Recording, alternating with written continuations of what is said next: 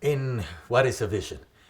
In awakened states, or even in a altered state of consciousness, you can have the regular state of mind where you hallucinate or see things which are projections of the mind or of the ego, which is an unloading of past impressions upon our senses. But occasionally there are flashes of revelation when you know they are spirit gifts, spirit instructions, spirit inspirations, and you know that you must follow them.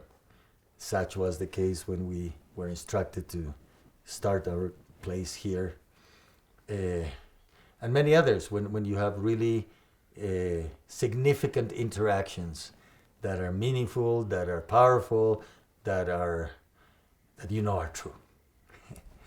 One of them, for example, I was in the jungle, and by then I had already met my Tibetan teacher, but I was in the jungle doing ceremony with Don Agustin, and I was not even thinking about the Tibetan teacher or the teachings at that point. And in the vision, two Tibetan lamas appeared and instructed me to build a stupa here, which had never crossed my mind. And of course, my Tibetan teacher, he's quite elderly, and he couldn't quite come to the Andes because of the high altitude, but he blessed, he approved of the project, and he sent some vases with his blessings to be placed upon the stupa. And the stupa is one of the stories that, one of the buildings that we will see soon, but has a very, very blessed story, because when I moved back to Bolivia and started conducting shamanic intensive training courses that were month-long, for each one we would do a pilgrimage, which is part of also the Andean spirituality. You go to the powerful, sacred places to connect with that being and receive also its empowerment, as we do in the jungle with the plants. In the Andes, you do with the sacred places.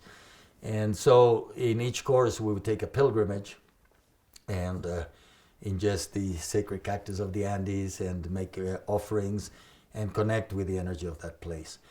And so we did that with the mountains that surround this place, starting with Mount Illimani, which is in front, Mururata, which is there, and Illampu, Akamani, the island of the sun on Lake Titicaca, Sahama, Tunupa, and all the way around. And we collected stones, and Tiwanaku in the center.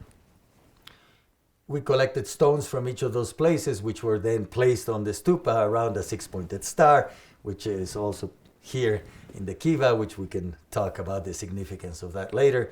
But that became sort of the mandala through time, even if we were not aware that that's what we were doing. When the stupa came about, we became aware that, yes, you know, in the stupa, all of those places that we had pilgrimage to ought to be there, and that's the mandala where the spiritual presence will sit. And that is placed inside that stupa, and then it was most auspicious how that all came about, and when it was inaugurated, it was confirmed that truly an enlightened presence had come to live and reside and share its wisdom with us for future generations in that place.